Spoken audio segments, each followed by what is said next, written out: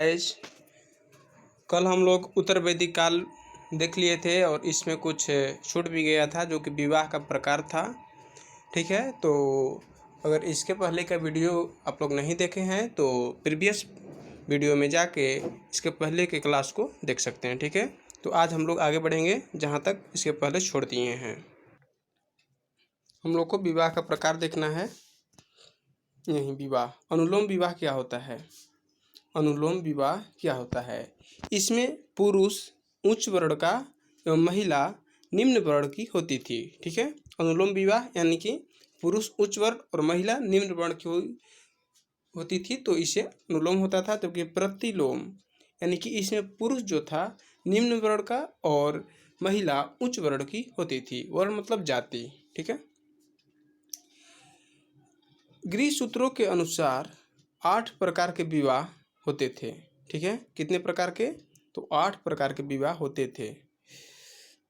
इसमें पहला है ब्रह्म विवाह। ब्रह्म विवाह क्या है? यह सबसे प्रचलित एवं उत्तम विवाह था। कौन? तो ब्रह्म विवाह। इसके बाद दूसरा है दैव विवाह। दैव विवाह, यह यज्ञ करने वाले ब्राह्मण से पुत्री का विवाह किया जाता था। दैव विवाह में क्या होता था? तो यज्ञ करने वाले ब्राह्मण से पुत्री का विवाह किया जाता था। तीसरा है आर्य विवाह। कन्या का पिता वर से गाय लेकर कन्या का विवाह कर देता था। ठीक है, पिता क्या करता था कन्या का? तो वर से गाय लेकर कन्या का विवाह कर देता था। किसमें? तो आर्य विवाह में। चौथा है प्रजापत्य विवाह। प्रजापत्य विवाह क्या है? तो इसमें कन्या का पिता वर को वचन देता था। वचन दिया यानी कि प्रजापत्य विवाह। ठीक है, पांचवा है असुर विवाह। पांचवा में है असुर विवाह। असुर विवाह में क्या होता था कि वर से मूल्य लेकर कन्या को बेचा जाता था, तो उसे ही असुर विवाह कहते थे। जिसमें छठा है गंधर्व विवाह। गंधर्व विवाह क्या है? तो यह प्रेम विवाह था जिसमें माता पिता की अनुमति नहीं ली जाती थी। किसमें? तो गंधर्व विवाह में। सातवां है राक्षस विवाह। इस विवाह में वधू का अपहरण किया जाता था। अगर अपहरण किया गया इसका मतलब कि राक्षस विवाह है। आठवां में है पैचास विवाह। पैचास विवाह क्या है? तो यह जबरदस्ती किया जाने वाला विवाह था। जबरदस्ती किया जाने वाला विवाह क्या कहलाता था? तो पैचास विवाह है। ऋग्वेद में उल्लिखित शब्दों की संख्याएं, यानी कि कौन सा शब्द कितने बार उल्लिखित किया गया है। ठीक है, इसमें पहला है पिता। पिता का उल्लेख 335 बार, इंद्र का उल्लेख 200 बार, इंद्र का उल्लेख 250 बार, अग्नि का उल्लेख 200 बार, गाय का उल्लेख 176 बार, विष का उल्लेख 170 बार, सोम देवता, बहुत इंपॉर्टेंट है, सोम देवता का उल्लेख 144 बार, विष्णु का उल्लेख 100 बार एवं वरुण का उल्लेख 30 बार। ठीक है, वरुण का उल्लेख कितने बार किया गया है? तो 30 बार। जबकि सभा का उल्लेख 8 बार, समिति का उल्लेख 9 बार, रुद्र का उल्लेख 3 बार एवं यमुना का उल्लेख 3 बार, गंगा का उल्लेख 1 बार, सिंधु का उल्लेख जो है सिंधु नदी का उल्लेख सर्वाधिक बार है। जबकि कृषि का उल्लेख 33 बार और जन का उल्लेख 275 बार किया गया है। ठीक है, इसको फिर से देख लेते हैं। पिता का 335 बार, इंद्र का 250 बार, अग्नि का 200 बार, गाय का 176 बार, विष का 170 बार, सोम देवता का 144 बार, विष्णु का 100 बार एवं वरुण का 30 बार। ठीक है, सभा का 8 बार, समिति का 9 बार, रुद्र का 3 बार, यमुना का 3 बार, गंगा का 1 बार किया गया है। ठीक है, और सिंधु नदी का देखा जाए तो सर्वाधिक बार किया गया है। जबकि कृषि का कुल 33 बार उल्लेख किया गया है। जबकि जन शब्द का उल्लेख 275 बार किया गया है। प्रमुख रत्नी। प्रमुख रत्नी में क्या है? तो पहला है सेनानी। सेनानी क्या था? तो ये था सेनापति। ग्रामीणी क्या था? तो ग्रामीणी गांव का मुखिया होता था। संग्रहिता कौन था? तो यह था कोषाध्यक्ष। जबकि भागदूत कौन था? तो यह था कर संग्राहक। कौन? भागदूत। पांचवा में है सुत। सुत कौन था? तो रथ सेना नायक था, रथ सेना का नायक। गोविक कर्तन कौन था? तो गोविक कर्तन गवाध्यक्ष यानी कि वनपाल था। ठीक है, अब देखेंगे हम लोग उत्तर वैदिक काल का सामाजिक संगठन। ठीक है, किस काल का? तो उत्तर वैदिक काल का सामाजिक संगठन। उत्तर वैदिक काल का समाज 4 वर्णों में विभक्त था, जिसमें ब्राह्मण, राजन्य या क्षत्रिय, वैश्य और शूद्र शामिल थे। किसमें? तो 4 समाज के 4 वर्णों में। इस वर्ण व्यवस्था का आधार कर्म से बदलकर जन्म हो गया। उत्तर वैदिक में क्या हो गया? तो जन्म हो गया, यानी कि आप जिस कुल में जन्म लीजिएगा उस कुल को कहिएगा। जबकि ऋग वैदिक काल में क्या था? कमेंट में बताइए। चारों आश्रम, यानी कि चारों आश्रम में पहला है ब्रह्मचर्य, इसके बाद दूसरा है गृहस्थ, तीसरा है वानप्रस्थ और चौथा है संन्यास। यानी कि चारों आश्रम का सर्वप्रथम उल्लेख जाबलोपनिषद में मिलता है। उत्तर वैदिक काल में नारियों की स्थिति में गिरावट आई। ठीक है, ऋग्वैदिक काल में जहाँ स्त्रियों का उपनयन संस्कार होता था, वहीं उत्तर वैदिक काल में स्त्रियों का उपनयन संस्कार बंद हो गया। अथर्ववेद में कन्या के जन्म की निंदा की गई है। कन्या की जन्म की निंदा किस में की गई है? तो अथर्ववेद में। ठीक है, तो इस जो है इसको हम लोग पहले कर चुके हैं। ठीक है, इसको हम लोग पहले कर चुके हैं, देखिए ध्यान नहीं आया। इसके बाद चलते हैं, प्रमुख रत्नी हो गया है। प्रमुख रत्नी में कौन था? तो सेनानी सेनापति था, ग्रामीणी गांव का मुखिया था, संग्रहिता कोषाध्यक्ष था, भागदूत जो था कर संग्राहक, सुत जो था रथ सेना का नायक था, जबकि गोविक कर्तन गवाध्यक्ष या वनपाल था। ठीक है, तो इसके बाद चलेंगे अब हम लोग 7 नंबर पे है।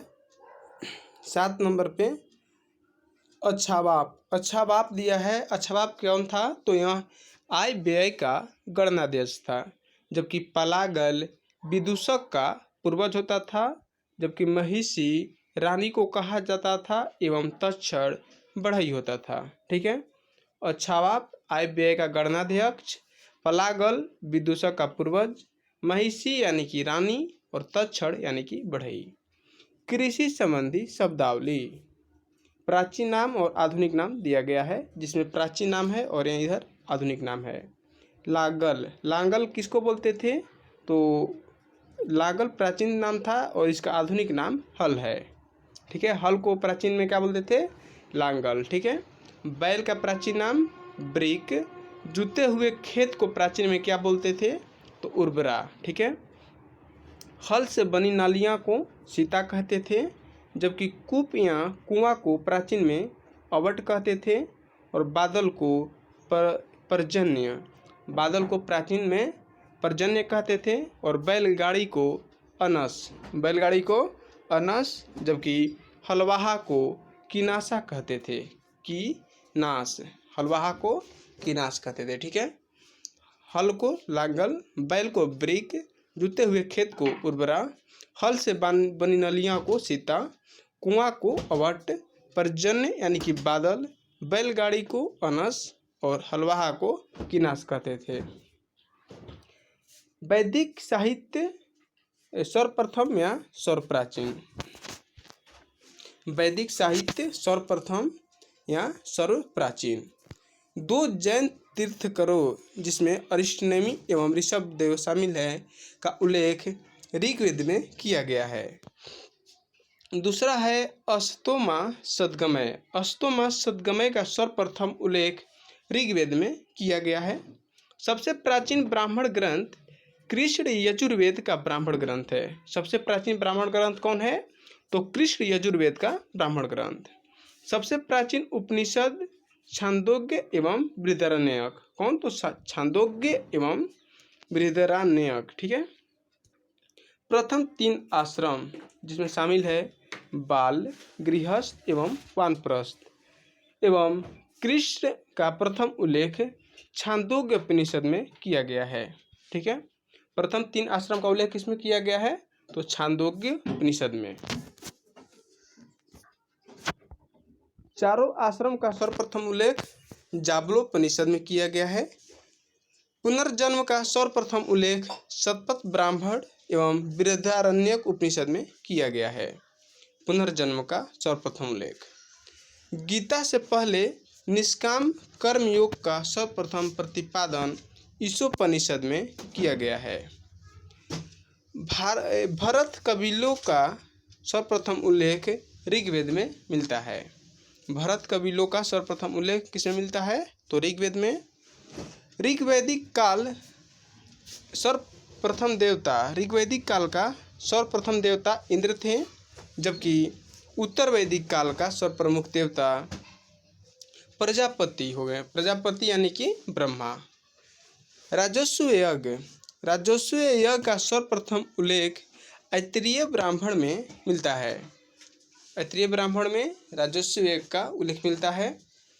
ऋग्वैदिक काल में सर्वाधिक प्रयुक्त होने वाली धातु अयस थी।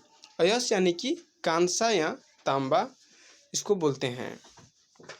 ऋग्वैदिक काल की सर्वाधिक स्तुत्य नदी सिंधु थी, यानी कि सर्वाधिक बार इसी का उल्लेख किया गया है, इसकी सिंधु की। जबकि सबसे पवित्र नदी ऋग्वैदिक काल में यानी कि ऋग्वेद में सबसे पवित्र नदी कौन है? तो सरस्वती है। ठीक है, सरस्वती। चारों वर्ण का सर्वप्रथम उल्लेख ऐत्रेय ब्राह्मण में किया गया है। चारों ये वर्ण हो गया, उस चारों आश्रम था जिसका उल्लेख जाबलोपनिषद में किया गया था, जबकि ये चारों वर्ण है। चारों वर्ण यानी कि ब्राह्मण, राजन्य, वैश्य एवं शूद्र। ठीक है, तो इसका उल्लेख किसमें है? तो ऐत्रेय ब्राह्मण में। याज्ञवल्क्य गार्गी संवाद उल्लिखित है किसमें? तो बृहदारण्यक उपनिषद में। वैश्य शब्द का सर्वप्रथम उल्लेख मिलता है किसमें? तो वाजसनेयी संहिता में। ठीक है, वाजसनेयी संहिता में वैश्य शब्द का सर्वप्रथम बार प्रयोग मिलता है। श्वेताश्वतर उपनिषद किसको समर्पित है? तो यह समर्पित है रुद्र देवता को।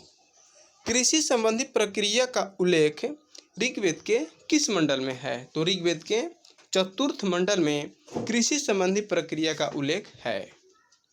अब देखेंगे हम लोग प्राचीन भारतीय धर्म एवं दर्शन। ठीक है, इसी में शामिल है जैन धर्म और बौद्ध धर्म, यानी कि हम लोग जैन धर्म एवं बौद्ध धर्म को देखेंगे।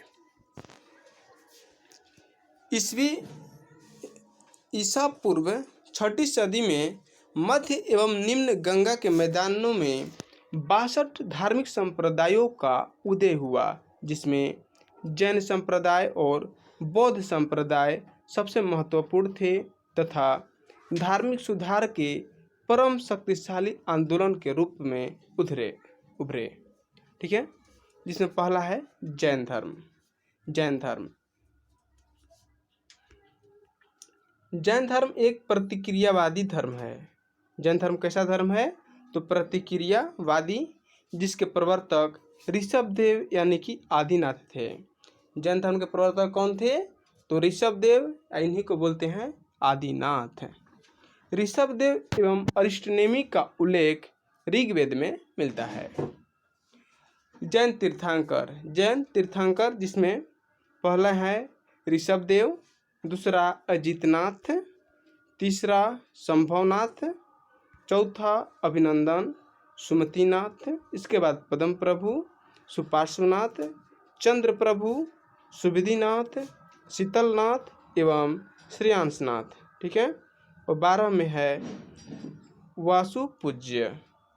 इसके बाद 13 नंबर पे देखा जाए तो विमलनाथ, इसके बाद अनंतनाथ, इसके बाद धर्मनाथ, इसके बाद है शांतिनाथ, इसके बाद कुंथुनाथ, इसके बाद अर्णनाथ, तब मलिनाथ, इसके बाद मुनि सुब्रत, इसके बाद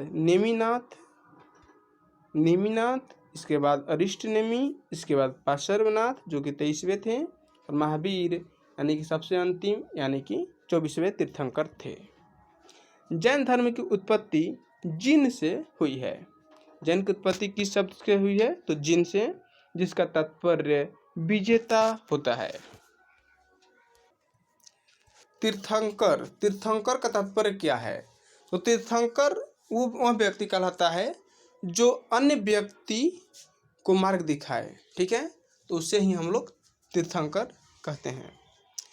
वर्धमान महावीर एवं जैन संप्रदाय।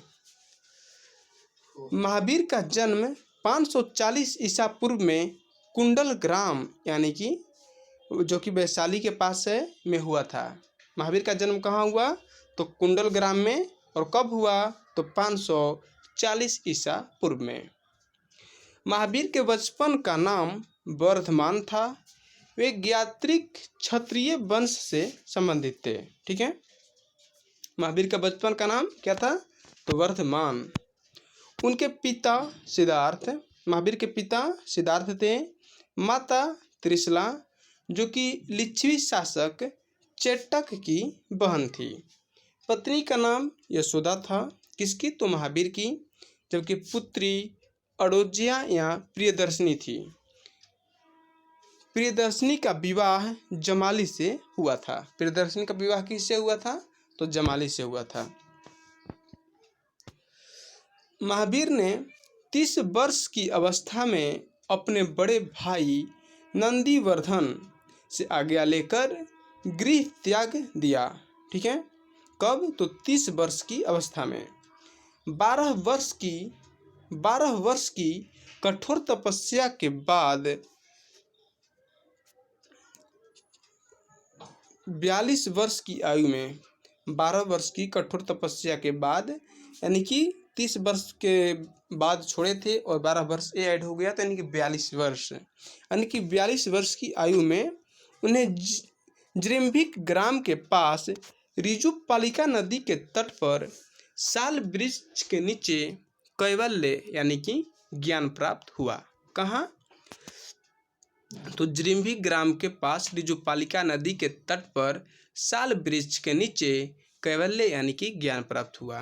इसके बाद में जिनिया विजेता कहलाए। महावीर से पहले कुल 23 तीर्थंकर हुए, अर्थात महावीर सहित जैन धर्म में कुल 24 तीर्थंकर थे। महावीर के अन्य नाम इसमें शामिल है जिन, अरहत, निर्ग्रंथ, केवलिन और नाथपुत, ठीक है। ये सभी महावीर के अन्य नाम थे। महावीर का निधन।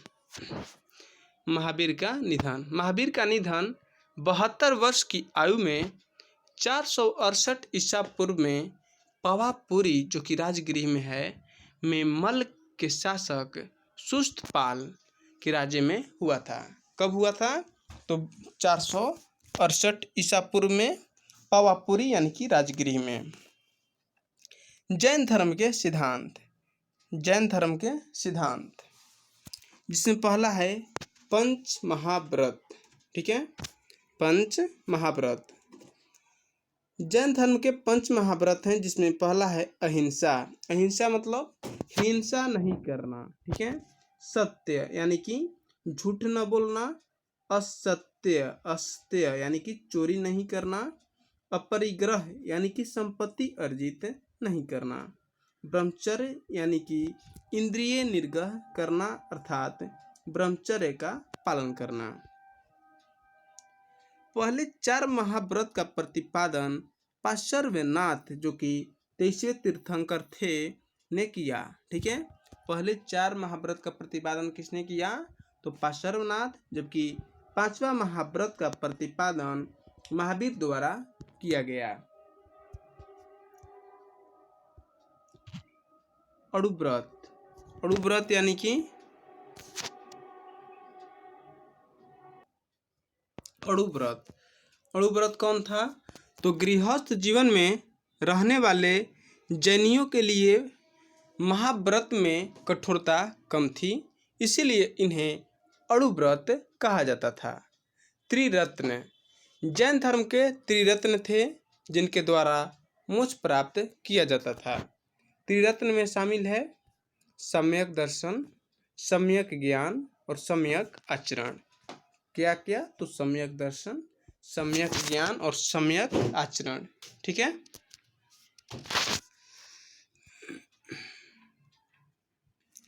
स्यादवाद। स्यादवाद क्या है?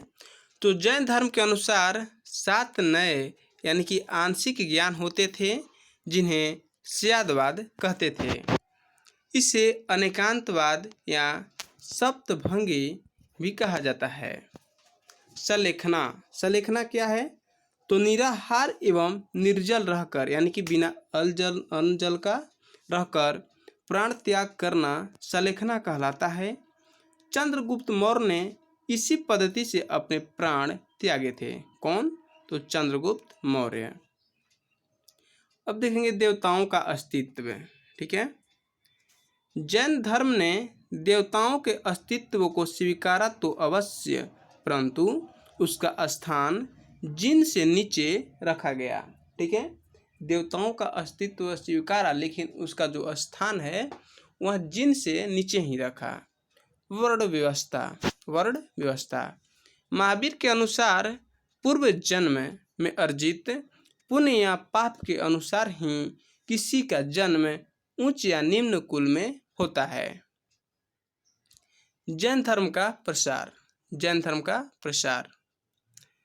कैवल्य यानी कि ज्ञान प्राप्ति के बाद महावीर ने अपना प्रथम उपदेश राजगिरी में विपुलाचल पहाड़ी पर बराकर नदी के तट पर दिया। ठीक है, महावीर ने अपना प्रथम उपदेश कहाँ दिया? तो राजगिरी में। ठीक है, जमाली। जमाली कौन थे? तो जो कि महावीर के दामाद थे, इनके प्रथम शिष्य बने। महावीर के प्रथम शिष्य कौन बने? जमाली। चंदना। चंदना कौन थी? तो चंपा नरेश दधिवाहन की पुत्री थी। महावीर की प्रथम भिक्षुणी बनी। कौन? तो चंदना। महावीर के प्रधान शिष्यों की संख्या 11 थी, जिसे गणधर कहा जाता था। महावीर ने प्राकृतिक भाषा में, किस भाषा में? तो प्राकृत भाषा में धर्म का प्रचार किया तथा जैन धर्म के प्रचार के लिए पावापुरी में एक जैन संघ की स्थापना किए। कौन? तो महावीर। आनंद, सूरदेव, कामदेव, कुंडकोलिये आदि उनके प्रमुख शिष्य थे। कौन? तो आनंद, सूरदेव, कामदेव, कुंडकोलिये। महावीर की मृत्यु के बाद सुधर्मन जैन संघ का अध्यक्ष बना। महावीर के अनुयायी शासक वर्ग। ठीक है, यानी कि कौन से शासक महावीर के अनुयायी थे? जो पहला है लिच्छवी नरेश चेटक। किसके अनुयायी थे? तो महावीर यानी कि जैन धर्म के। चंद्रगुप्त मौर्य, ये भी जैन धर्म के अनुयायी थे। अमोघ वर्ष जो कि राष्ट्रकूट वंश से संबंधित था, ये भी जैन धर्म से संबंधित था। जबकि खारवेल जो कि कलिंग नरेश था, ये भी जैन धर्म से संबंधित था। चंड प्रदोत जो कि अवंती नरेश था, भी जैन धर्म से यानी कि महावीर से प्रभावित था। और दधिवाहन जो कि चंपा नरेश था, ये भी महावीर का अनुयायी था। अब देखेंगे जैन धर्म का विभाजन। जैन धर्म का विभाजन। जैन ग्रंथ परिशिष्ट पर्वन किसका लिखा हुआ है? तो हेमचंद्र का। ठीक है, हेमचंद्र का परिशिष्ट पर्वन है के अनुसार मगध में 12 वर्षों तक लंबा अकाल पड़ा। अतः बहुत से जैन भद्रबाहु के नेतृत्व में श्रवणबेलगोला यानी कि कर्नाटक चले गए। शेष जैन स्थूलभद्र के नेतृत्व में मगध में ही रुक गए। अकाल समाप्त होने पर जब भद्रबाहु व उनके समर्थक मगध लौटे तो स्थानीय लोगों से उनका मतभेद हो गया। उन्होंने पाया कि स्थानीय लोगों ने जैन धर्म का पालन नहीं किया है। इस मतभेद को दूर करने के लिए पाटलिपुत्र में एक परिषद का आयोजन किया गया, जिसका दक्षिणी जैनियों ने बहिष्कार किया। यानी कि भद्रबाहु वाले जो नेतृत्व के थे वो क्या किए? बहिष्कार किए। तब से दक्षिण जैन दिगंबर कहलाए एवं मगध के जैन श्वेतांबर कहलाए। प्रथम जैन संगीति और दूसरी जैन संगीति देखेंगे।